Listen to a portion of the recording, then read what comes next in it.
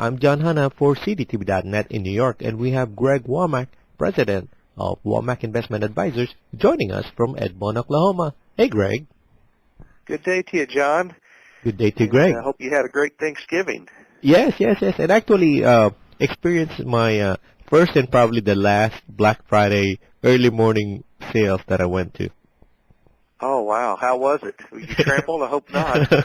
No, it was a very orderly line. I went to a Okay. local Best Buy here in New York City, and the problem is that all the deals that they were talking about at the promotional part of it, they only Right. have like a handful of those deals per store. So I'm Oh, like the yeah. 1,001 person on the line. I was out at 4 in the morning, and just wanted to see about the what's happening on the Black Friday sales, and we'll see whether or not the economy is moving along, that kind of stuff. So I needed to be in the trenches. Yes. Well, did you camp out? No. I actually did not camp out. I heard some people Okay. actually camp out. The first couple of people at the front of the line. So I'm That's like, amazing, whoa, isn't it? yeah. Yeah.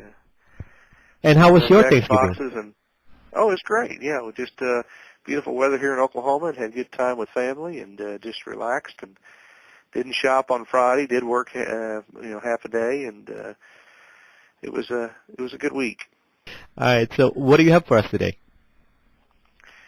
Well, in the markets, John, we've had the problems in North Korea, with the missiles there, and then we had Irish debt weighing on both domestic and equities in the international markets.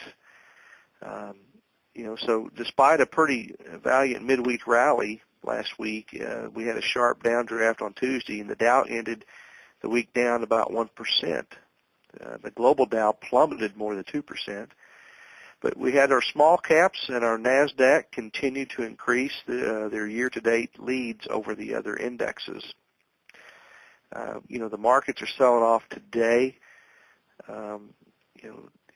We've got the Dow down, it's only up 6% year-to-date versus, the NASDAQ, which is up about 11%, and the S&P is up about 6 as well.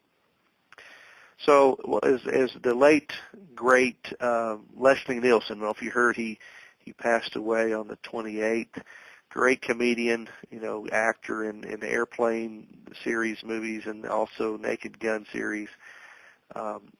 His quote, "Well, it looks like the cows have come home to roost," one of his famous quotes. And so, it looks like we're seeing, the markets. Everybody was home for the Thanksgiving holidays. The markets didn't do too well last week. And we're kind of waiting on to see how the consumers can pick up probably for the rest of the year. We did have some good reports last week. The third quarter GDP was revised upward to an annual rate of 2.5% from the earlier estimate of 2%. And but then on the other hand, we had new durable good orders fell 3.3% in October. It was the second decline in the last 3 months. But as far as the international scene, we had the European leaders approve the $112 billion bailout package for Ireland, and that was the biggest portion of the package will go toward cost of financing the Irish budget, while the remainder will help support the banks whose troubles sparked the crisis to begin with.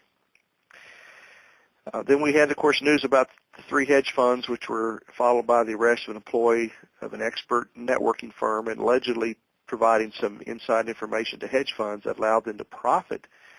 So the markets were responding as well to that information.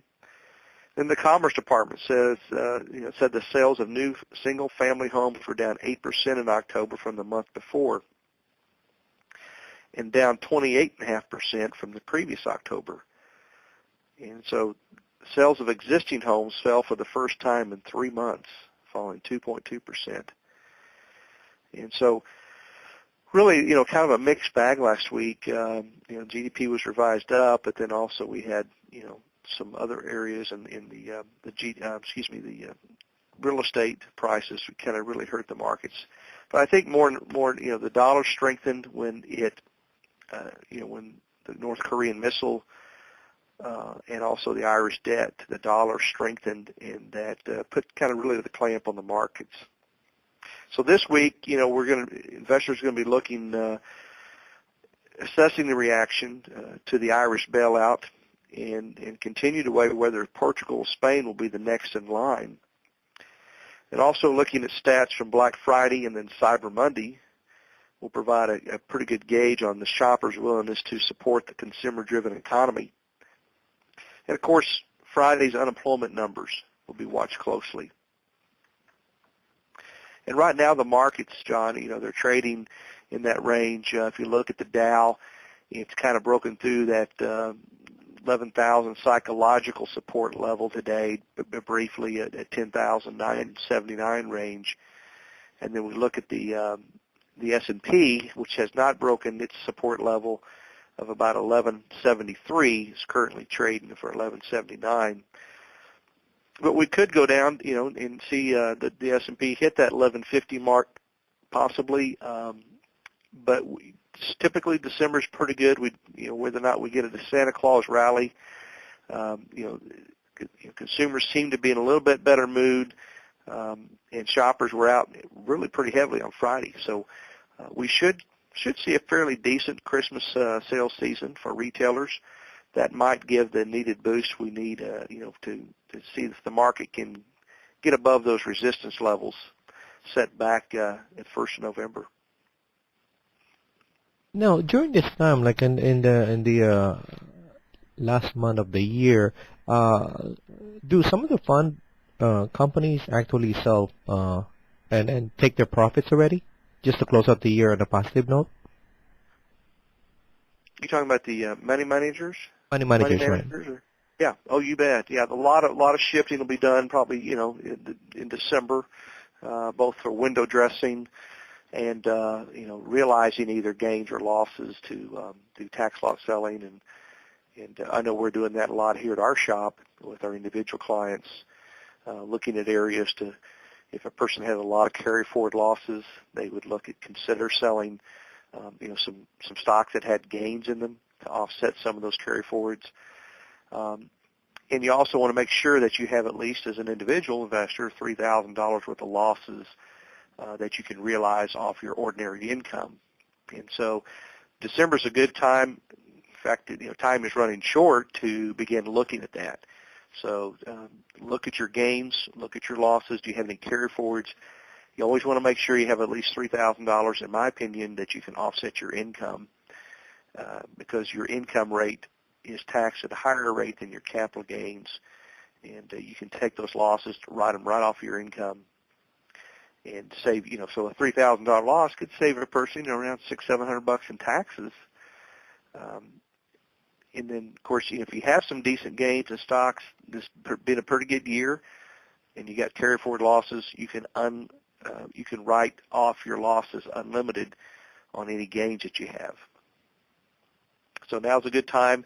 There are some special rules, though, John. You don't want to jump back into a stock that you took a loss on. You want to wait 31 days, because if you sell it and try to get back into it within that 30 days, the IRS won't allow you to take that loss. And the same is true if you sell it in your taxable account to take a loss, but you turn around and buy it the next week in your IRA, they'll look at that as well. So if you're ever audited, so there's some special rules around that. You want to be cognizant of that. Talk to your tax advisor to make sure you're doing things in an appropriate manner to be sure to get all your write-offs. That's Greg Womack, president of Womack Investment Advisors, joining us from Edmond, Oklahoma, and I'm John Hanna for CDTV.net in New York.